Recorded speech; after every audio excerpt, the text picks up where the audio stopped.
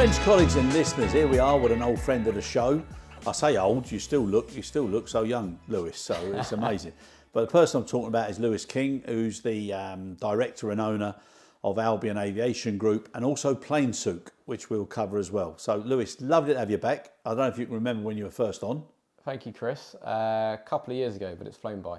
Hasn't it? But yeah, pleasure to be back on the show. Yeah, you were actually episode number 114. Wow.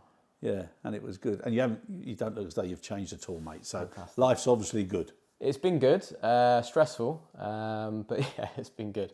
So tell us, where are you now from where we were back then? Because I know you were looking to do lots of different things, and obviously we'll come to Planesook a little bit later on. But what's been happening in your world?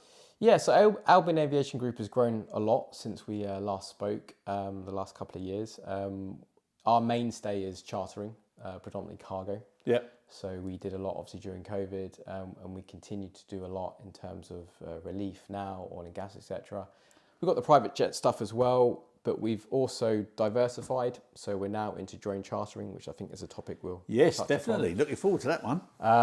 And then we also have Planesook, which is the e-commerce company, which is a branch of, there we go. For those who don't know what this is, Lewis, over to you, mate. Little bit of advertising there. Metal, that's from a BA 747. So yeah, Planesook e-commerce company, upcycling aircraft materials.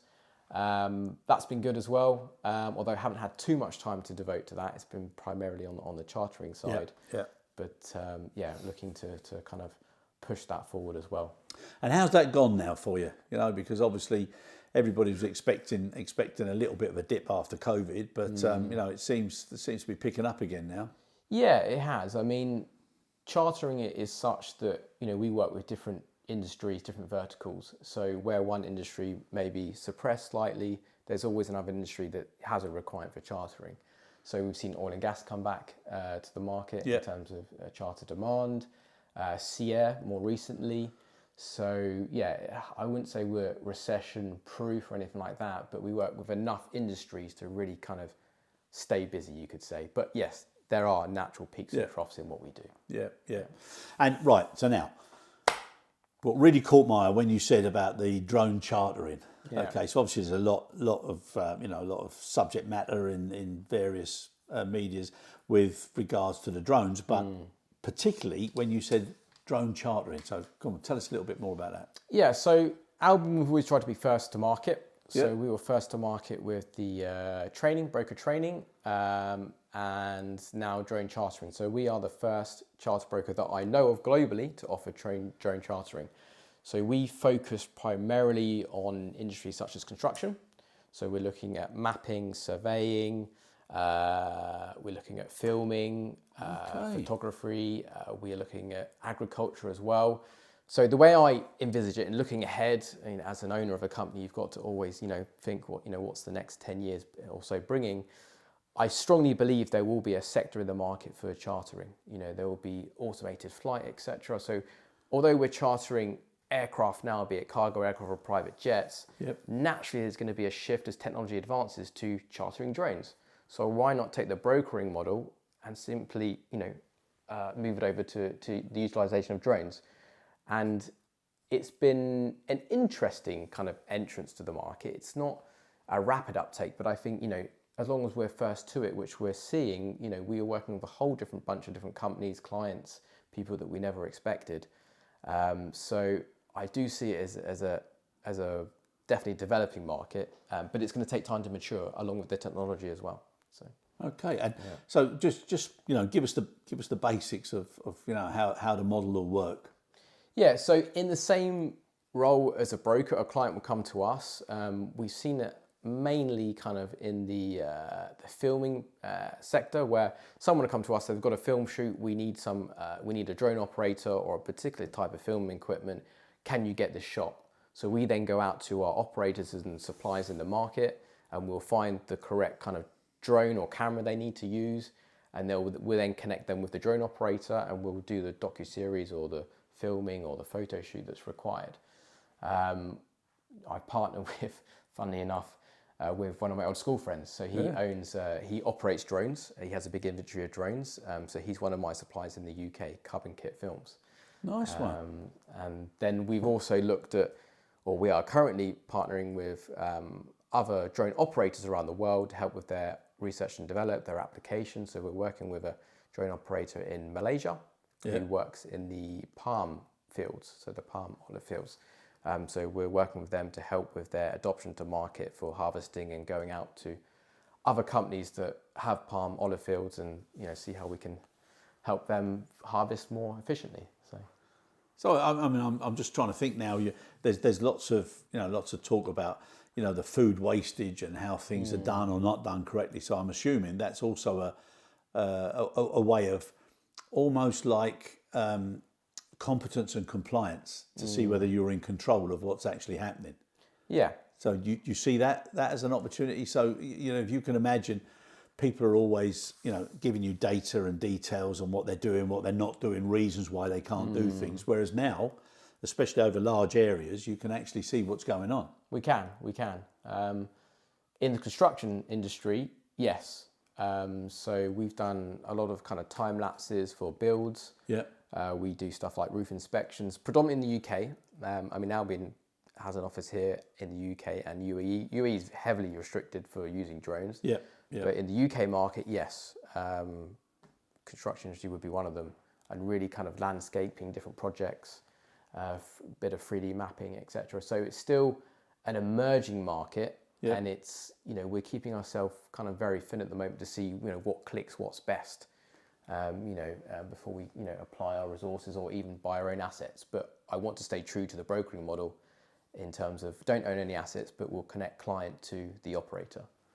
Oh, that's great. And just the way people thinking ahead. And I remember our first one, you were always thinking what can happen, what can happen, what can happen. Yeah, I think so. And the charter market, it's been around for a long time now. You've got some big players, which we all know, of. So for me, it's about disrupting the market. It's about diversifying, what's the next big thing. And that's how Albion's always been set up and continues to grow and evolve. Yeah. And you also mentioned about LSP, so the logistic service provider element. So you're also getting in there as well, aren't you now? Correct. So we have seen e-commerce as a big sector, initially from chartering, so arranging charters for big e-commerce companies and training as well. Some of the first training that I did was for some e-commerce companies in China. And you kind of see a domino effect there, and you get to learn about their pain points in the industry and what they're struggling with. So we have partnered with an LSP at Abu Dhabi Airport, who has a very unique warehouse facility in the sense they've got their own customs, airside access, they can do their own pallet build and break. So and final mile, and we're actually selling that as a third-party service, B2C, basically.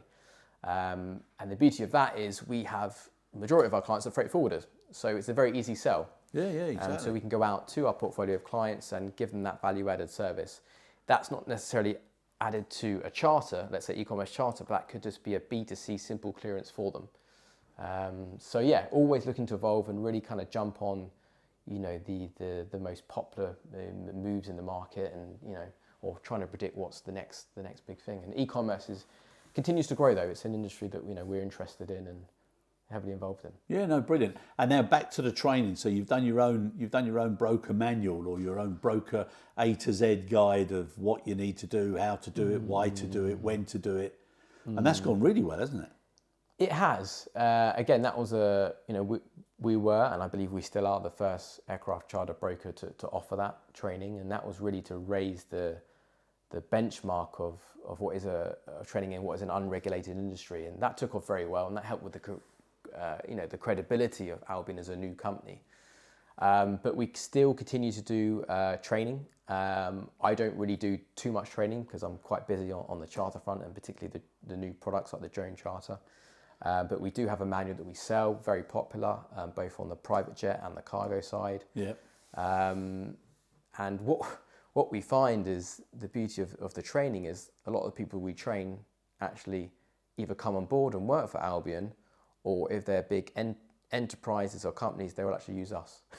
So that's a great segue into... Not something I essentially planned, but by default, it all comes back to Albion. So it's it's quite a unique product. But it makes sense, doesn't it? I mean, if you're the one who's given the guidelines and they're of value, people want to do work with you. And I think it's more, a lot of the people we train, not necessarily to become brokers, but to more have an awareness and understanding of the market, exactly. and how does the charter process work, and how can I, use chartering to help my supply chain, or how can I move my CEOs and chairmen around more efficiently and use their time more effectively. It does always tend to circle back to us. So we have a lot of kind of gravitational pull with all our different products. But it's nice to have such a broad portfolio, because I just didn't want to be the standard broker. I needed to have a bit of an edge, do something different, and that's what I'm always trying to do. No, good man. That's what it's all about. I want to ask you something now. Like when you're organising charters, all right, handlers are normally selected not by you, correct? Most cases, we would ask the operator to appoint a ground handling agent.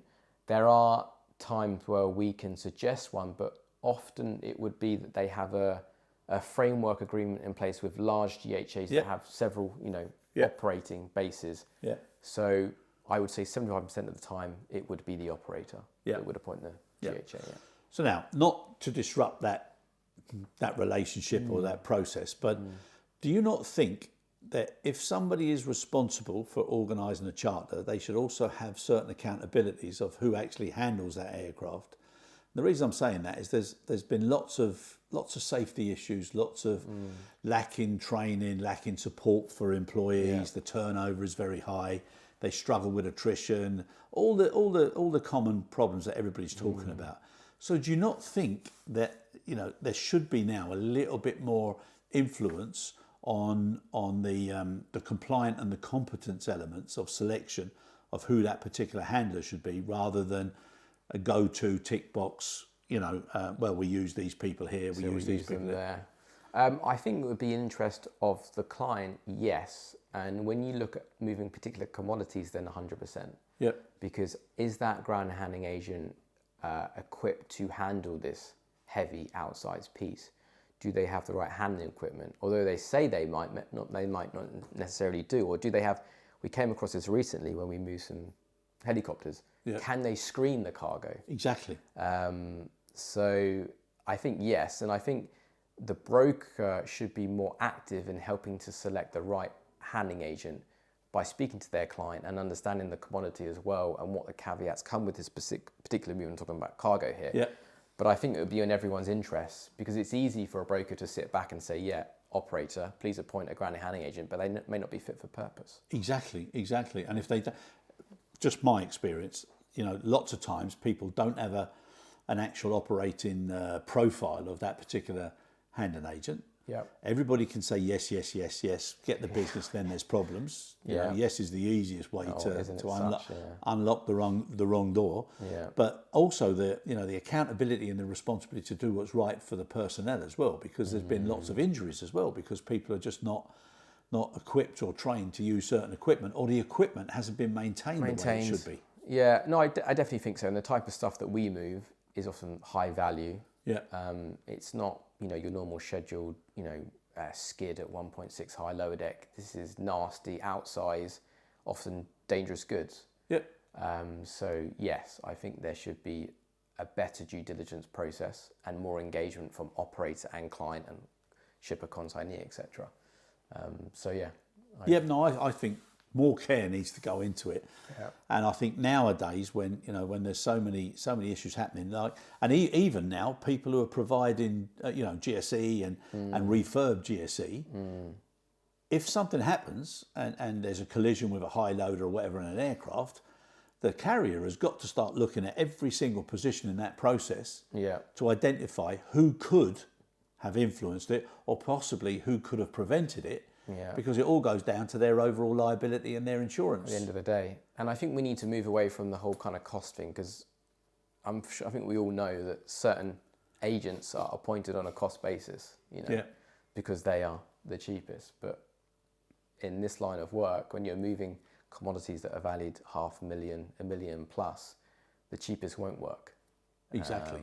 And then if something happens, then it's a bad idea. And I think people have put risk and worst case scenario and awareness and realities, they've put them into a darkened room, and they don't open the door or the window very often until something goes wrong, and it's far too late, you know. I think it's a crying shame. So I think we should be definitely more proactive on that, and you know, it's very easy for a broker to sit back and kind of let that happen. But you know, we should have more of a say, I feel. And the accountabilities are so important. Also, caring about the people that are operating in those particular areas, because they're pivotal to what we do. And I think that was, you forget just how important, let's say, GHRs are, and the skills they have and the manpower, and we took them all for granted during COVID, I think, because at the end of the day, an aircraft will not operate unless it can be handled. So they are an important piece of the puzzle.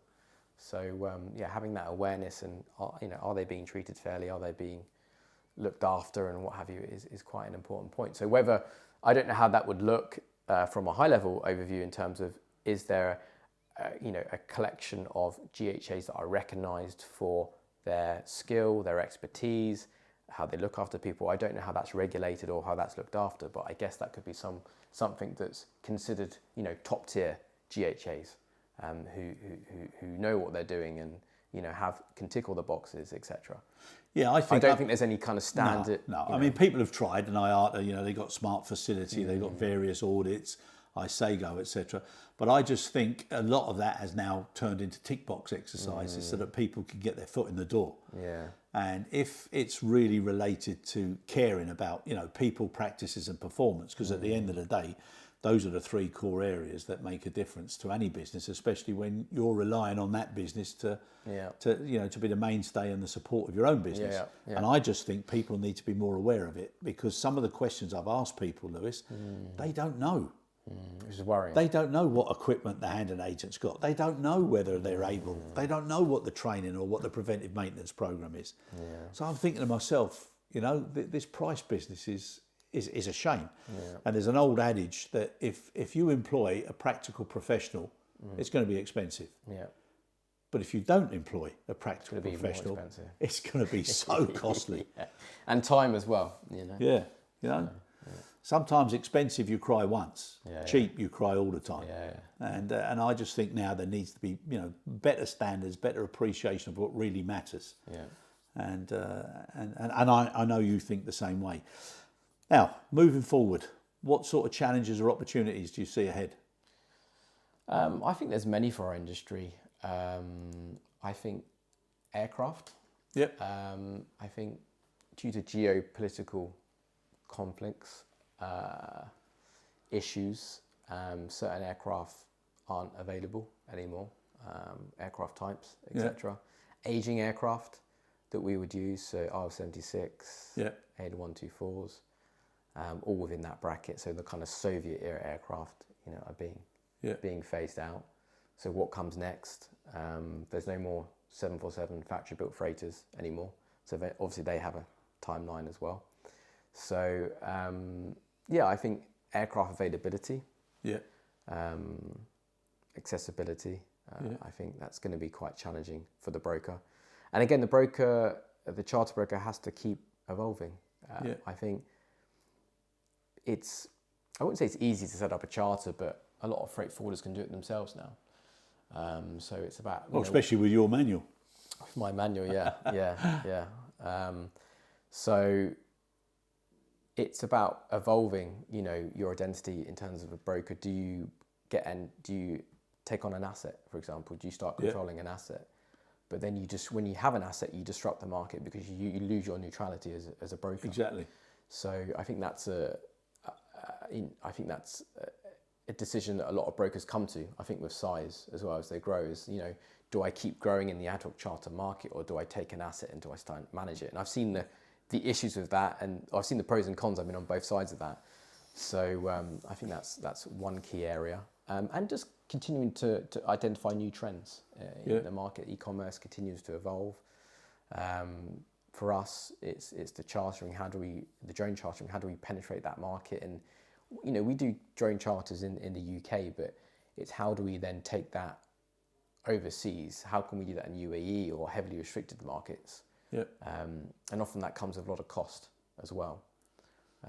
So, huge cost, isn't it? I was just I got a couple of mails during this week, and they were asking about, do you think something's going to change now with people who aren't maintaining older equipment because of some of the older equipment now? You're probably aware there's been several incidences where, as a result of something that's happened, either a runway's been blocked off or there's been disruption at an airport and all the ramifications of that. Yeah. And now, they're looking at, obviously investigating each one of those, and then there'll be screening as to, should you allow an aircraft of that age or that, to land, that's already because quite of the prevalent. risk, So it's going to, the selection, there's so much more now that a broker's got to take, I think. There is. A broker has to and should take into account because of the impact of making the wrong choice for the wrong reason at the wrong time. Yeah. And you've got to be, and that changes all the time. I mean, if you look at the Middle East region, the GCC, we used to charter a lot of AN12s. Yeah. And you can't really get them in any airport in the GCC anymore. And it was a great little aircraft for, 10 tons and, maybe some outsized cargo, not too heavy, but because of the age of the aircraft, it no longer exists in that market. Yeah. So what is the replacement? What do you use? You're seeing a lot of A320, 21s being converted now. They're quite interesting, but again, not really great for outsized loads. Yeah. So, it's being a broker, you've got to be always current to the market, and it changes all the time. Yeah. And maybe an airport you went with one aircraft 6 months ago, you can't go anymore. Exactly. So what do? Do you move to another airport and then truck it across the border? You have to get quite creative and inventive. Yeah, but that's part of why you are what you are, isn't it? That's how you make the money. Yeah. That's I've met so many people now, and I did a lovely podcast with a guy, Peter Carles, the GSA. Yeah. What a character that man is! Yeah. I mean, my God, you go back and you look at what he did, the risks he took, calculated. Some that he decided to do it, and it's so lovely to see people now pushing the frontier still. And people like yourself, always taking on that challenge of being independent. Yeah, it's got to be done. I mean, for me, it's second nature. Aviation is my passion, so I'm always looking at ways for the benefit of the industry. And as you kind of go through and grow old, it's all about legacy as well. What do I want to leave behind, or what do I want to positive impact do I want to make within the industry that I love, which is aviation. Yeah. And that's always very conscious for me at the moment. It's great building a business, but what you actually leaving behind and how you're actually benefiting people, I think it means more to me personally. And that's what I like you. And obviously we're the same age, so we've got this. 21, right? Yeah, plus. I wish. No, but we're at opposite ends. But I think when you do come to the end of a career that you've loved and you've enjoyed and has given you so many opportunities, it's almost, I don't know, but it's the right thing to do to try and give something back, so that somebody, doesn't matter whether it's 1 or 100 people, will remember you for doing something genuine to help them be better than they thought they could possibly be themselves. Yeah, it's so true. It's so true. And I think we can all look back at our careers and the opportunities that were given to us. And who gave them. And for me, there's key characters in the industry, air charter service, key characters there, Chatham Freeborn, key characters there that gave me the foothold. Yeah. And I'm very conscious now to think, okay, so what are we doing as Albion? So we've done stuff like we've had university graduates come work for us, and that was great.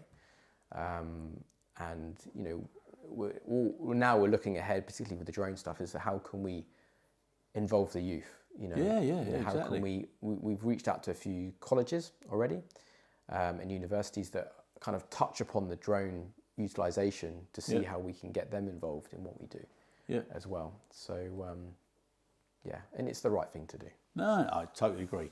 And what a lovely place to end, apart from thanking Salem for introducing Henry and Harry the hamster. People who are looking, they're not really hamsters, but it's part of technology, how things change. And Salem does a great job, and I think sometimes he thinks I don't appreciate it, but I genuinely do. So Lewis, absolute pleasure as always. Thank you so much for popping into England. Oh, you're most welcome. You're not very often here, so I really appreciate it. It's a good opportunity to see the team. We have an office here in London, obviously, so it's good to meet up with them. I base myself primarily in Dubai for the sun. Yeah. But it's sunny today, so Yeah. And fairly warm, so it's been a good couple of days. Yeah, no, it's an absolute pleasure. Good luck with everything you do, and as Appreciate always, your time. thank you, and well done for the manual as well. I'm Thanks, sure that's been a great read for many people. I think so, yeah. Yeah. I think so. I'm looking forward to it myself. On its way. Thank you, sir. Thank you, Chris. Cheers.